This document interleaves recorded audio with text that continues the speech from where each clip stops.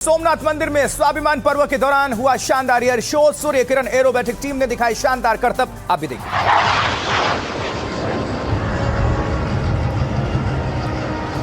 प्रधानमंत्री की मौजूदगी में इस एयर शो को अंजाम दिया गया। ये देखिए,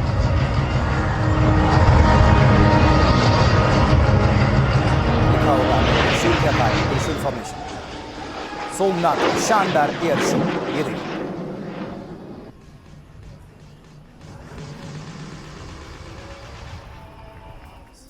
थोड़े में ज्यादा स्वाद, यही तो है इसकी खास बात। वाओ मम्मा, क्या स्वाद है। अरे मेरे राजा, और अब पहली बड़ी खबर देखिए। पश्चिम एशिया संकट के मद्देनजर प्रधानमंत्री नरेंद्र मोदी द्वारा लोगों से संयम की अपील पर विपक्ष ने तीखी प्रतिक्रिया दी है। कांग्रेस नेता राहुल गांधी ने कहा है कि ये उपदेश नहीं बल्कि 12 साल की आर्थिक नाकामी का सबूत है। समाजवादी पार्टी के अध्यक्ष अखिलेश यादव ने कहा है कि अर्थव्यवस्था मजबूत होने के दावों के बीच पाबंदी क्यों, जबकि तृणमूल कांग्रेस ने इसे मोदी सरकार की नीतियों की नाकामी करार दिया है। यानी विपक्ष जो है इसको लेकर तीखी प्रतिक्रिया दे रहा। रिपोर्ट देखिए। प्रधानमंत्री की ईंधन बचाने की अपील ने देश में एक नई सियासी जंग छेड़ दी है। कांग्रेस नेता राहुल गांधी ने सोशल मीडिया पर सीधा हमला बोला। उन्होंने कहा ये उपदेश नहीं बल्कि 12 साल की आर्थिक नाकामी का सबूत है। राहुल ने लिखा, 12 साल में देश को इस मुकाम पर ला दिया है कि जनता को बताना पड़ रहा है क्या खरीदें क्या ना खरीदें, कहां जाएं कहां ना जाएं। हर बार जिम्मेदारी जनता पर डाल देते हैं ताकि खुद जवाबदेही से बच निकलें। देश चलाना अब कॉम्प्रोमाइज्ड पीएम के बस की बात नहीं। सपा सुप्रीमो अखिलेश यादव ने भी खर्च में कटौती की अपील पर बीजेपी को घेरा। उन्होंने सोशल मीडिया पर लिखा, अगर अर्थव्यवस्था इतनी मजबूत है तो फिर इतनी पाबंदियों की जरूरत क्यों? चुनाव खत्म होते ही संकट याद आ गया।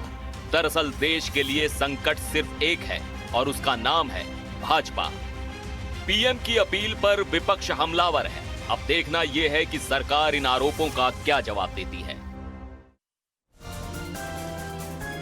तो प्रधानमंत्री नरेंद्र मोदी के बयान पर विपक्ष के नेता हमलावर हैं। इस वक्त कांग्रेस ने इसे सरकार की आर्थिक नीतियों की कमी बताया है, तो आरजेडी इसे दूरदर्शिता की कमी का कारण बता रहे हैं। देखिए, सुनवाते हैं आप। मोदी जी की आर्थिक नीतियां इस देश को तबाही और बर्बादी की कगार पर लेके पहुंच गई। कल स्वीकार कर लिया मोदी जी ने। सच्चाई तो वही है। 5 चुनाव के बीतने का इंतजार कर रहे थे, क्योंकि आपकी तरफ से 5 इन 2.5-3 महीने में किसी ने कोई गंभीरता, बल्कि अगर हम में से कोई सवाल उठाता था तो आप कहते थे कि पैनिक क्रिएट मत करो। आपके लोग कहते थे। आज ये पैनिक बटन नहीं दबा दिया आपने। कोविड वाली परिस्थिति, लोग आपको आगाह कर रहे थे। देखिए, दुनिया में बारूद की गंध, तेल की सप्लाई पर संकट और भारत की महंगाई की आहट। वैश्विक तनाव के बीच पेट्रोल डीजल को लेकर बढ़ती चिंता पर प्रधानमंत्री नरेंद्र मोदी ने देशवासियों से एक खास अपील की है। इस रिपोर्ट के जरिए आपको सुनवाते हैं। हमें पेट्रोल डीजल का उपयोग कम करना होगा। हैदराबाद में जनसभा में पीएम मोदी का बड़ा संदेश। मौजूदा वैश्विक हालात में देशवासी पेट्रोल, डीजल और गैस का इस्तेमाल सोच समझ कर करें। पीएम मोदी ने साफ कर दिया कि ऊर्जा संरक्षण अब सिर्फ आर्थिक जरूरत नहीं बल्कि राष्ट्र के प्रति जिम्मेदारी है।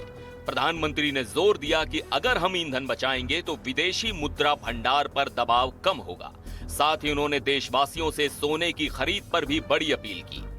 देश हित में हमको ये तय करना पड़ेगा कि साल भर तक घर में कोई भी फंक्शन हो, कोई भी कार्यक्रम हो, हम सोने के गहने नहीं खरीदेंगे। तैयारी आत्मनिर्भर भारत की भी है। एक तरफ पेट्रोल में इथेनॉल ब्लेंडिंग को बढ़ावा दिया जा रहा है, तो दूसरी तरफ सोलर एनर्जी के जरिए सूरज की शक्ति को घर घर पहुंचाने की कोशिश तेज हो गई है। लक्ष्य साफ है, विदेशी तेल पर निर्भरता कम करना और भविष्य को सुरक्षित करना। देखिए, देश हित में दिए गए प्रधानमंत्री नरेंद्र मोदी के इन सुझावों को लेकर सियासत इस वक्त बेहद गर्म है भारत में। विपक्ष के हमलों का जवाब सत्ताधारी पार्टी के मंत्री और नेता मुखर होकर दे रहे हैं। और वो कह रहे हैं कि पीएम मोदी ने संकट को लेकर देशवासियों को आगाह किया है। देखिए, राहुल गांधी जी को देश का इतिहास मालूम नहीं है। प्रधानमंत्री जी ने देश से अपील की है और ये अपील जब जब भारत में संकट आया है राहुल जी, तब भारत इसका मुकाबला किया है। ये एक नेशनल मैसेज है और मुझे लगता है विपक्ष को भी समझना चाहिए, बल्कि विपक्ष को कंट्रीब्यूट करना चाहिए, क्योंकि ये एक सिटीजन कंट्रीब्यूशन है और ये एक जन आंदोलन राजनीतिक रूप से न देखे, राष्ट्रवाद के रूप से जरूर देखें। पेट्रोल 40, डीजल 40 देशों से ला रहे हैं हम, आज तक एक पैसा बढ़ने का मौका नहीं दिया है, लेकिन ज्यादा लंबा चलने के बाद तो उसका असर होता ही है, लेकिन उसके लिए भी हमें तैयार रहना चाहिए। प्रधानमंत्री ने सबको सचेत किया है। कई चीजों पर उनका जो सुझाव है, तो राष्ट्र के रक्षा के लिए, राष्ट्र के जो लोग हैं, हमारे यहाँ बहुत बड़ी आबादी है, 140 करोड़ की आबादी है, थोड़ा थोड़ा प्रयास करेंगे तो उसका सार्थक परिणाम आएगा और राष्ट्र हित में होगा। देखिए, पीएम मोदी की 7 बड़ी अपील क्या क्या है। देखिए, प्रधानमंत्री नरेंद्र मोदी ने लोगों से सार्वजनिक परिवहन अपनाने की अपील की है। उन्होंने कहा है कि जितना कम पेट्रोल डीजल जलेगा, उतना ही देश का विदेशी मुद्रा खर्च कम होगा। अगर ऑफिस या काम के लिए गाड़ी जरूरी है तो अकेले सफर करने के बजाय कार पुलिंग अपनाने की सलाह है। पीएम मोदी ने कहा कि गैर जरूरी सोने की खरीदारी कम करें और अभी 1 साल तक सोना ना खरीदें। प्रधानमंत्री ने इलेक्ट्रिक वाहनों को अपनाएं और माल ढुलाई के लिए रेलवे का इस्तेमाल करें, ये उन्होंने कहा। पीएम मोदी ने किसानों से रासायनिक उर्वरकों पर निर्भरता कम करने और प्राकृतिक खेती की तरफ बढ़ने की अपील की। और इसके साथ सबसे अहम बात यह है कि प्रधानमंत्री ने लोगों से विदेशी ब्रांड्स पर निर्भरता कम करने और स्वदेशी उत्पादों को वैल्यू देने की बात कही है, यानी कि उनको प्रमुखता देने की बात। ये तो बात हो गई पीएम की 7 बड़ी बात। अब आगे बढ़ते हैं। आज कौन कौन सी और बड़ी खबरें हैं जो आप सभी तक जरूर पहुंचाना चाहिए, तो इस वक्त की 4 बड़ी खबर, 4 बिग न्यूज आपके सामने रखते हैं, नजर डालिए। देखिए, डीएम के चीफ एमके स्टालिन से मिले तमिलनाडु के नए मुख्यमंत्री विजय। स्टालिन के बेटे उदयनिधि से भी मुलाकात।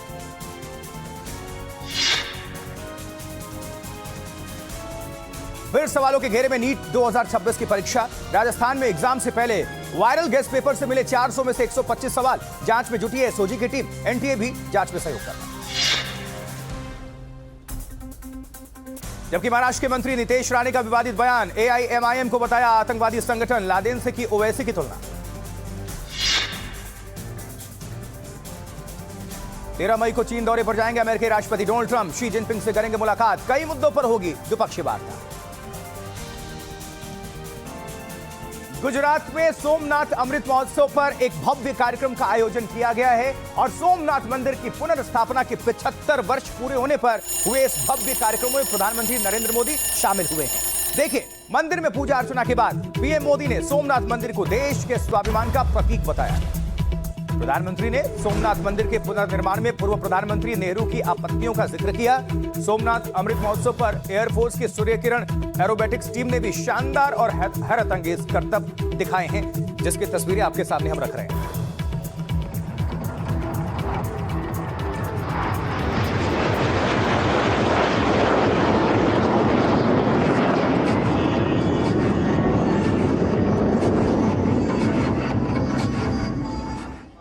गुजरात के गिर सोमनाथ जिले में सोमनाथ अमृत महोत्सव।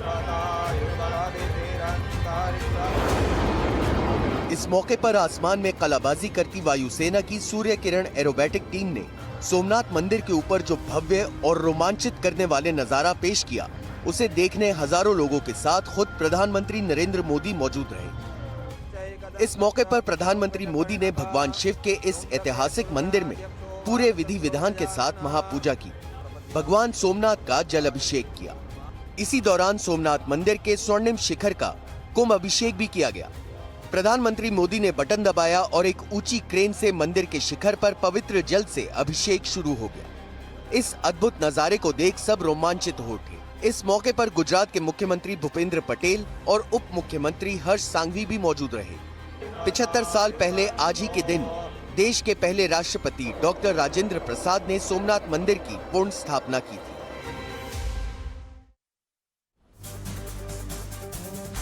और इस खास मौके पर प्रधानमंत्री नरेंद्र मोदी ने कहा कि सोमनाथ भारत के स्वाभिमान का प्रतीक है। पीएम ने कहा कि आज भी कई ऐसे लोग हैं जो देश के इन प्रतीकों को तवज्जो नहीं देते। सोमनाथ के बहाने उन्होंने देश के पहले प्रधानमंत्री जवाहरलाल नेहरू पर फिर से निशाना साध दिया। 75 साल पहले आज के ही दिन सोमनाथ मंदिर की पुनर्स्थापना ये कोई साधारण अवसर नहीं था। अगर 1947 में भारत आजाद हुआ था तो 1951 में सोमनाथ की प्राण प्रतिष्ठा ने भारत की स्वतंत्र चेतना का उद्घोष किया था। सोमनाथ अमृत महोत्सव के मौके पर अपने संबोधन में प्रधानमंत्री मोदी ने कहा कि आजादी के बाद राष्ट्रीय स्वाभिमान के प्रतीकों का सहेजना शुरू किया गया। इसी दिशा में सोमनाथ की पूर्ण स्थापना भी थी। प्रधानमंत्री मोदी ने बताया कि इसके रास्ते में क्या अड़चन आई। आजादी के बाद पहले दायित्वों में से एक था कि सोमनाथ मंदिर का पुनरुद्धार करते। इसलिए सरदार वल्लभ भाई पटेल और डॉक्टर राजेंद्र प्रसाद जी उन्होंने इसके लिए इतने प्रयास किए। लेकिन हम सब जानते हैं उन्हें इसके लिए नेहरू जी द्वारा कितना विरोध झेलना पड़ा था। देखिए, प्रधानमंत्री नरेंद्र मोदी ने आज सोमनाथ मंदिर से जुड़े कार्यक्रम के दौरान पोखरण परमाणु परीक्षण की भी याद दिला दी, जो 1998 में आज के दिन 11 मई को हुए थे। प्रधानमंत्री ने बताया कि परमाणु परीक्षण के बाद अटल सरकार के रुख ने दुनिया का देश की अटल इच्छा शक्ति से परिचय करवाया था। सोमनाथ अमृत महोत्सव का दिन भारत के लिए एक और मायने में बेहद खास है। प्रधानमंत्री मोदी ने खुद अपने संबोधन में 1998 से जुड़ी गौरव भरी ये याद दिलाई। आज के ही दिन देश ने पोखरण में परमाणु परीक्षण किया था। दुनिया में तूफान आ गया। देश की सामरिक ताकत के परीक्षण और प्रदर्शन के लिए पोखरण परमाणु परीक्षण काफी अहम था। प्रधानमंत्री ने बताया कि इसके बाद भारत के सामने क्या चुनौतियां आई। दुनिया भर की शक्तियां भारत को दबोचने के लिए मैदान में उतरी। अनेक प्रकार के बंधन लग गए। आर्थिक संकट की संभावनाओं के रास्ते सारे के सारे बंद कर दिए गए।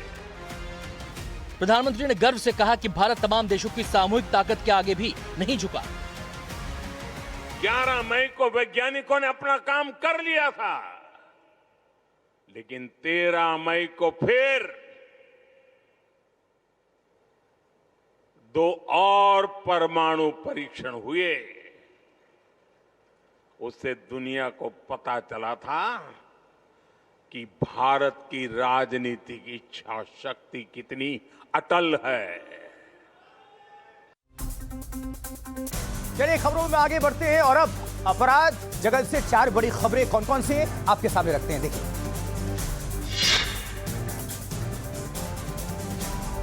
उत्तर प्रदेश के मथुरा में भी एनकाउंटर हुआ है। मुठभेड़ में 3 बदमाश गिरफ्त में लिए गए हैं। 3 तमंचे और कारतूस उनसे जब्त। जबकि राजस्थान के डीग में भी पुलिस की बड़ी कार्रवाई। 6 शातिर साइबर ठग गिरफ्त में आए हैं। 5 मोबाइल फोन और 4 फर्जी सिम कार्ड बरामद।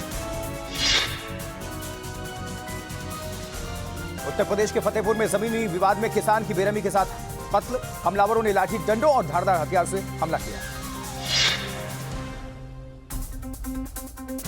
जबकि उत्तराखंड के उधम सिंह नगर में चाउमीन के पैसे मांगने पर दबंगों की गुंडागर्दी देखने को मिली। बदमाशों ने सरेआम फायरिंग कर दी। इलाके में अफरा तफरी।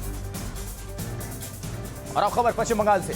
बंगाल के नए मुख्यमंत्री शुभेंदु सरकार के पूर्व पीए चंद्रनाथ रथ की हत्या में बड़ी कामयाबी लगी है।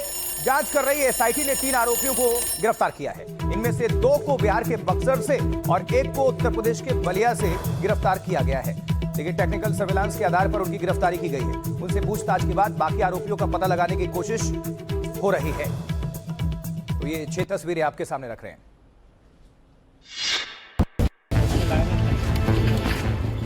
शुभेंदु अधिकारी के पीए चंद्रनाथ रथ की हत्या की जांच में बड़ी कामयाबी मिली है।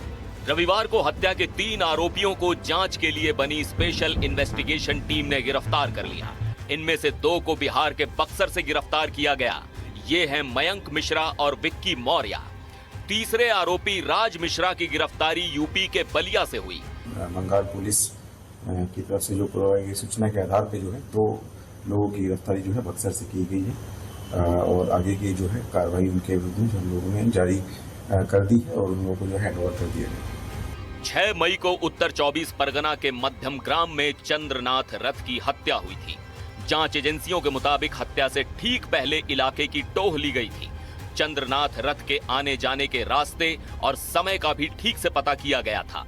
वारदात के दौरान हत्यारों ने अपनी पहचान छुपाने की काफी कोशिशें की थीं।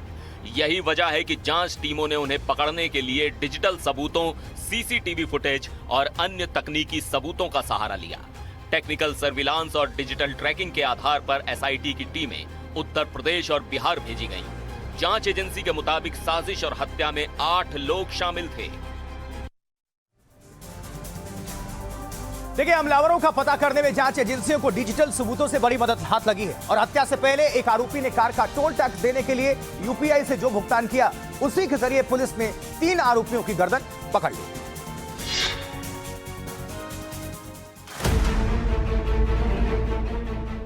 छह मई की रात मध्यग्राम इलाके में चंद्रनाथ रथ की हत्या से ठीक पहले का सीसीटीवी वीडियो। बारिश के कारण इलाका आम दिनों से ज्यादा सुनसान हो चुका था। सीसीटीवी में चंद्रनाथ रथ की स्कॉर्पियो गुजरती दिखाई दी।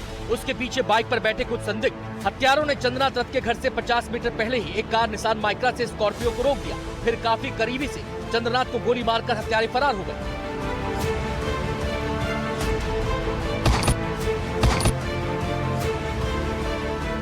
इस मामले में पुलिस को एक अहम सुराग हत्या में इस्तेमाल कार से ही लगा। जांच के दौरान पता चला कि इस कार ने हत्या से ठीक पहले करीब का बाली टोल प्लाजा पार किया था। गाड़ी में बैठे एक शख्स ने यूपीआई के जरिए टोल का भुगतान किया था। उसी डिजिटल पेमेंट के आधार पर जांच टीमों ने मोबाइल नंबर का पता किया और फिर उस आधार पर एक संदिग्ध की पहचान हो गई। इसके बाद टेक्निकल सर्वेलेंस शुरू हुई और जांच टीम बाकी आरोपियों तक पहुंच गई। जांच टीमें अब गिरफ्तार आरोपियों की तस्वीरों और टोल प्लाजा में कार में बैठे लोगों की तस्वीरों से मिलान कर रही है। और अब आपको ग्राफिक्स के जरिए इन आरोपियों के बारे में डिटेल्स पहुंचा देते हैं। अब तक 3 आरोपी पकड़े गए हैं। 2 आरोपी बिहार से गिरफ्तार किए गए हैं। बिहार के बक्सर से 2 अरेस्ट हुआ। मयंक मिश्रा बिहार से पकड़ा गया है। विक्की मौर्य भी बिहार से गिरफ्तार। उत्तर प्रदेश के बलिया से एक गिरफ्तारी हुई है। आरोपी राज मिश्रा यूपी से अरेस्ट हुआ। 6 मई की रात को हुई थी पीए चंद्रनाथ रथ की हत्या।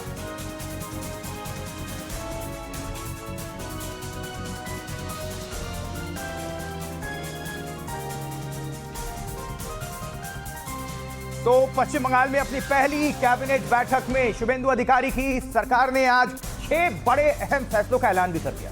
देखिए, ये फैसले क्या हैं, इनकी जानकारी आपके सामने रख रहे हैं। भारतीय जनता पार्टी के मारे गए 321 कार्यकर्ताओं को श्रद्धांजलि के बाद उनके परिजनों को न्याय का भरोसा दिलवाया। सीमावर्ती इलाकों में तार बाड़ लगाने के लिए 45 दिनों के अंदर बीएसएफ को जमीन का आवंटन होगा ताकि घुसपैठ रोकी जाए। आयुष्मान भारत समेत सभी केंद्रीय योजनाओं को बंगाल में लागू किया जाएगा। अधिकारियों को केंद्र से प्रशिक्षण और केंद्र में तैनाती होगी। और आज से बंगाल में भारतीय न्याय संहिता लागू करना। कई साल के बाद राज्य में भर्ती प्रक्रियाओं को शुरू किया जाएगा। ये अहम बड़े फैसले जो रहे।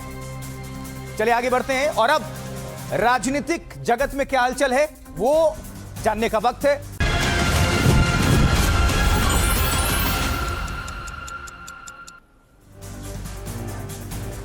चलिए ब्रेक के बाद बढ़ते हैं आगे। आप देख रहे हैं 4 का नाम और एनडीटीवी इंडिया पर मैं आपके साथ आशुतोष चतुर्वेदी। बड़ी खबर है, अमेरिका के राष्ट्रपति डोनाल्ड ट्रंप ने ईरान का नया प्रस्ताव भी ठुकरा दिया है। देखिए, ट्रंप ने ईरान की शर्तों को पूरी तरह अस्वीकार्य बताया है। यूरेनियम वाली शर्त पर भड़के हैं राष्ट्रपति ट्रंप कह रहे हैं कि ईरान में कोई भी परमाणु ठिकाने के पास अगर गया तो उसे उड़ा देंगे। जब पूरी दुनिया शांति की उम्मीद कर रही थी, तभी अमेरिकी राष्ट्रपति ट्रंप ने अपने तेवरों से इन उम्मीदों पर पानी फेर दिया। डोनाल्ड ट्रंप ने ईरान के शांति प्रस्ताव को नकार दिया। उन्होंने साफ कहा, मैंने अभी ईरान के तथाकथित प्रतिनिधियों का जवाब पढ़ा, मुझे ये पसंद नहीं आया, ये पूरी तरह से अस्वीकार्य है। वॉल स्ट्रीट जर्नल के मुताबिक ईरान ने बीच का रास्ता निकालते हुए प्रस्ताव दिया था कि वो अपने संवर्धित यूरेनियम की क्षमता कम कर देगा या फिर किसी तीसरे देश को सौंप देगा, लेकिन बदले में ईरान ने एक गारंटी मांगी। गारंटी ये कि अगर बातचीत फेल हुई या अमेरिका समझौते से पीछे हटा तो ईरान का यूरेनियम उसे वापस मिल जाए। यही वो पेंच था जिसने ट्रंप के गुस्से को भड़का दिया। साथ ही उन्होंने कहा कि हमारी स्पेस फोर्स ईरान के संवर्धित यूरेनियम की लगातार निगरानी कर रही है। अगर कोई उसके पास भी गया तो उन्हें उड़ा दिया जाएगा। अब जरा समझिए, अमेरिका की तरफ से शांति प्रस्ताव को ठुकराने के बाद ईरानी विदेश मंत्रालय के प्रवक्ता इस्माइल बगाई बयान जारी किया है। आपको बता देते हैं इसकी खास बातें क्या है। शांति प्रस्ताव पर ईरान की जो दलील है वो ये है, जंग खत्म करने के लिए हमारा प्रस्ताव तार्किक था। इजराइल के दबाव में है अमेरिका, इसलिए अमेरिका अनुचित मांगे कर रहा है। ईरान ने कोई विशेष रियायत नहीं मांगी, सिर्फ अपने अधिकारों की बात की है। हमारा प्रस्ताव पूरे क्षेत्र के हित में है। अमेरिका दबाव डालने की नीति खत्म करे और ईरान की वैध मांगों को पूरा करना चाहिए। नाकेबंदी हटा दी जाए, समुद्री डकैती रोके जाएं, हमारा फ्रीज की गई संपत्तियां वो मुक्त कर दे अमेरिका। ये डिमांड ईरान की तरफ से जिसे खारिज कर दिया डोनाल्ड ट्रंप ने। तो सवाल अब यह है कि क्या अमेरिका और ईरान के बीच अब नई कूटनीति की कोई जगह नहीं बची है? अमेरिका ने जैसे ही शांति प्रस्ताव खारिज कर दिया, ईरान से एक ऐसी हुंकार सुनाई दी जिसके चलते पश्चिमी एशिया के ऊपर खतरे के बादल मंडराने लगे।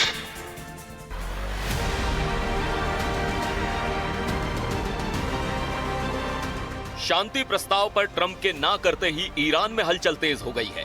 ईरान ने चेतावनी देते हुए कहा कि वो न सिर्फ अमेरिकी हमलों का मुकाबला करेगा बल्कि बदला भी लेगा। ईरान के तेवरों से साफ है कि वो झुकने के मूड में बिल्कुल नहीं है। राष्ट्रपति मसूद पेजेश्कियान ने कहा, हम दुश्मन के सामने कभी सिर नहीं झुकाएंगे। अगर हम संवाद की मेज पर आते हैं तो इसे हमारी कमजोरी या सरेंडर समझने की भूल न की जाए। तेहरान ने साफ किया है कि उनकी प्राथमिकता राष्ट्र का सम्मान है, न कि व्हाइट हाउस की शर्तों पर रेंगना। इतना ही नहीं, ईरान सरकार के सूत्रों ने तस्नीम न्यूज से कहा कि ट्रंप असलियत से भाग रहे हैं, इसलिए वो बार बार ईरान से हारते हैं। ईरान अब होर्मुज में किसी भी विदेशी युद्धपोत की मौजूदगी बर्दाश्त नहीं करेगा।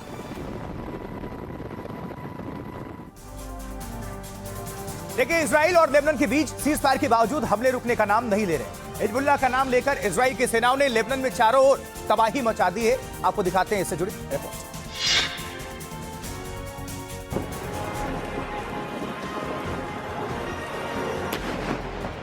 सोमवार की सुबह दक्षिणी लेबनान के लिए एक बार फिर धमाके, आग और धुएं का गुबार लेकर आई। इजरायली डिफेंस फोर्सेज ने हिजबुल्लाह के ठिकानों पर हमले की नई लहर शुरू कर दी। कफ्र तेबनीत, तुलिन, यहमर अल शफीक और तूल, ये वो इलाके हैं जहां इजरायली मिसाइलों ने हिजबुल्लाह के ठिकानों को निशाना बनाया। इजरायल का दावा है कि हिजबुल्लाह लगातार सीज फायर का उल्लंघन कर रहा है और दक्षिणी लेबनान में अपने मिलिट्री इंफ्रास्ट्रक्चर को फिर से खड़ा करने की कोशिश में है। इजरायल किसी भी कीमत पर हिजबुल्लाह को उतना ताकतवर नहीं देखना चाहता जितना वो जंग के पहले था।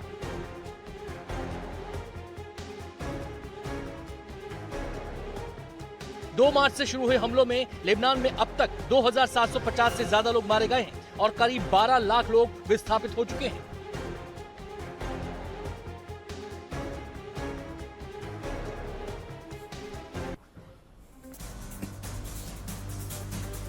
चलिए, अब खेल जगत में क्या हलचल है जानने का वक्त है। तो स्पोर्ट्स की दुनिया से चार बड़ी खबरों को आपके सामने रख देते हैं, नजर डालिए। आईपीएल में लखनऊ सुपर जायंट्स आईपीएल में प्लेऑफ की रेस से बाहर और चेन्नई सुपर किंग्स ने 5 विकेट से हरा दिया।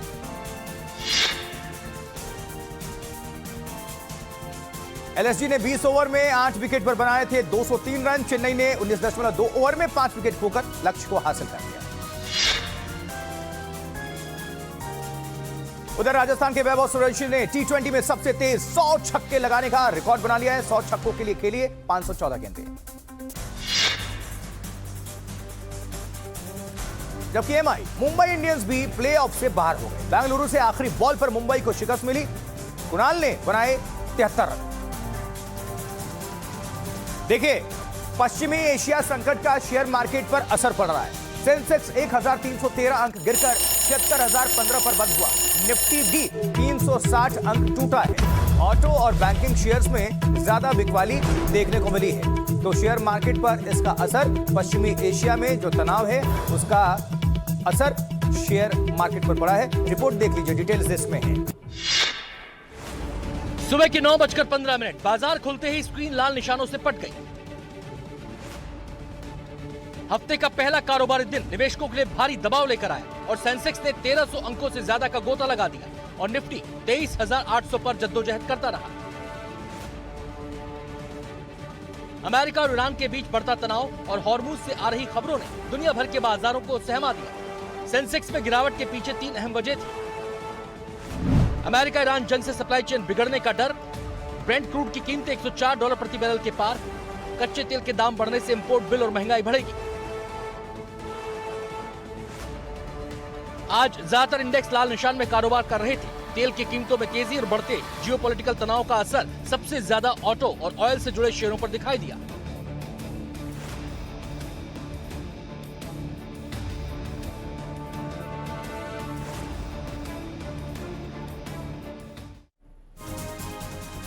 और खबर राजस्थान से भी बड़ी और गंभीर आई, क्योंकि देखिए राजस्थान में मेडिकल प्रवेश परीक्षा नीट के पेपर लीक की आशंका हो रही है। परीक्षा से पहले आया संदिग्ध गेस्ट पेपर और 400 में से 125 सवाल पेपर से मिलते जुलते हैं। एसओजी अब कर रही है इस पूरे मामले की तफ्तीश, जहां 15 दिन पहले वायरल हुआ था गेस्ट पेपर और लीक की पुष्टि नहीं हुई है, लेकिन शक बरकरार है। गेस्ट पेपर का सोर्स खंगालने में अब पुलिस की टीम लग गई है, एसओजी लगी हुई है। तो ये बड़ी खबर, ये पहला मामला नहीं है जब राजस्थान से पेपर लीक की कोई खबर आई। नीट, अब इसको लेकर जांच चल रही है। रिपोर्ट देखिए। राजस्थान में नीट परीक्षा को लेकर गड़बड़ी की आशंका के बीच स्पेशल ऑपरेशन ग्रुप की जांच तेज हो गई है। एसओजी अधिकारियों के मुताबिक परीक्षा से एक दिन पहले एक गेस्ट पेपर सामने आया था, जिसमें 400 सवालों में से करीब 125 सवाल पेपर से हूबहू मेल खा गए। स्पेशल ऑपरेशन ग्रुप इस मामले की जांच में जुटा है। अधिकारी फिलहाल सीधे तौर पर किसी पेपर लीक या गड़बड़ी की पुष्टि करने से बच रहे हैं। एसओजी के एडीजी विशाल बंसल ने एनडीटीवी के सवाल पर यह कहा कि फिलहाल इस बात की पड़ताल की जा रही है कि इसके पीछे मास्टरमाइंड कौन है और ये गैस पेपर कहां बना था, किसने तैयार किया और आखिरकार कैसे 400 सवालों में से 125 सवाल हूबहू पेपर में आए। एसओजी के एडीजी विशाल बंसल ने एनडीटीवी के सवाल पर कहा कि फिलहाल इस बात की पड़ताल की जा रही है कि इसके पीछे मास्टरमाइंड कौन है और ये गैस पेपर कहां से बना था, किसने तैयार किया और आखिरकार कैसे 400 सवालों में से 125 सवाल हूबहू पेपर में आ गए। जांच एजेंसियां अब ये पता लगाने में जुटी हैं कि ये पेपर किसने तैयार किया, किस नेटवर्क के जरिए इसे फैलाया गया और क्या इसके पीछे कोई संगठित गिरोह सक्रिय था। इसके लिए social media chat, WhatsApp groups और संबंधित डिजिटल डेटा भी जांच के दायरे में है। देखिए खबर आ रही है बड़ी पंजाब से। पंजाब में आम आदमी पार्टी को बड़ा झटका लगा है। देखिए भगवंत मान के चचेरे भाई वो भारतीय जनता पार्टी में शामिल हो गए। बीजेपी में शामिल हुए ज्ञान सिंह मान।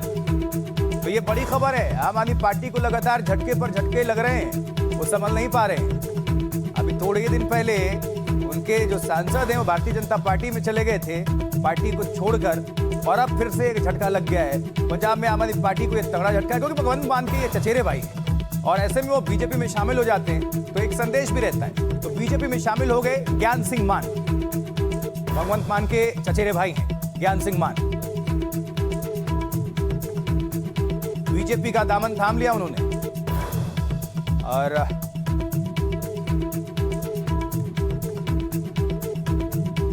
हाँ, पंजाब में आम आदमी पार्टी को ये जो झटका लगा है इस पर अपडेट ले लेते हैं। गुरप्रीत चीमा का रुख करेंगे, फोन लाइन पर हमारे सहयोगी जुड़ चुके हैं। गुरप्रीत, पार्टी अभी आम आदमी पार्टी संभल भी नहीं पा रही है और फिर से एक उनको झटका लग जाता है, और खास बात तब कि भगवंत मान के ये चचेरे भाई हैं। तो ये कितना बड़ा झटका और कितना बड़ा संदेश है? जी बिल्कुल, ये बहुत बड़ा संदेश है। और इस वक्त हम अब बीजेपी की उसी प्रेस कॉन्फ्रेंस में यहाँ पे जो हरियाणा के मुख्यमंत्री के साथ जो बीजेपी के प्रेसिडेंट है सुनील जाखड़, वो भी वहाँ पे बैठे हुए हैं और उनकी मौजूदगी में ही ये ज्वाइनिंग हो रही है। अगर बात करें आज ज्ञान सिंह मान की, तो ये जो भगवंत मान है आम आदमी पार्टी के जो चीफ मिनिस्टर हैं उनके चचेरे भाई हैं और ये बहुत बड़ा झटका है, क्योंकि कुल मिला के ये भी कहा जा रहा है कि उनके साथ रहते थे, जो पिछले इलेक्शन में पूरी स्ट्रेटेजी बनाते थे। तो ये अगर बात करें तो बीजेपी को एक बड़ा गेन हुआ है और लगातार बीजेपी ये दावा कर रही है कि अगर घर में ही भगवंत मान के लोग आम आदमी पार्टी की गवर्नमेंट से नहीं सेटिस्फाइड। सुनील जाखड़ क्या कह रहे हैं, जल्दी से हम दर्शकों को सुनवा देते हैं। Punjab BJP chief. ਕੀਤਾ ਉਹ ਸਿਰਫ ਪ੍ਰੈਸ਼ਰਾਈਜ਼ਿੰਗ ਟੈਕਟਿਕਸ ਸੀਗੀਆਂ। ਅਗਰ ਕਿਸੇ ਨੇ ਪ੍ਰੈਸ਼ਰ 'ਚ ਆ ਕੇ ਕੰਮ ਕੀਤਾ, ਜਿੱਥੇ ਸਰਕਾਰ ਭੁਗਤੂਗੀ, ਇਹਨਾਂ ਦੇ ਲੀਡਰ ਭੁਗਤਣਗੇ ਫਿਰ ਪ੍ਰਸ਼ਾਸਨਿਕ ਅਧਿਕਾਰੀ ਵੀ। ਮੈਂ ਉਮੀਦ ਕਰਦਾ ਮਾੜੀ ਮੋਟੀ ਅਣਖ ਤੁਹਾਡੀ ਵੀ ਜਾਗੂਗੀ।